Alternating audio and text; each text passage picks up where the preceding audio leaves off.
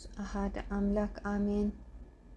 ስለ ዕጣን የመጽሐፍ ቅዱስ ማስረጃ ኦሪት ዘጸአት ምዕራፍ 30 ቁጥር 1 የዕጣን መሠዊያውን ሥራን ከግራ እንጨትም አድርገው።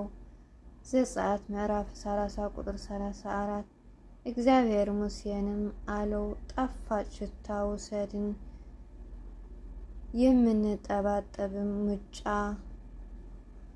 ልደቱን የሰላም የፍቅር የጸጋ እንዲያረግልን የሱ ቅዱስ ፍቃድ ይሆንልን።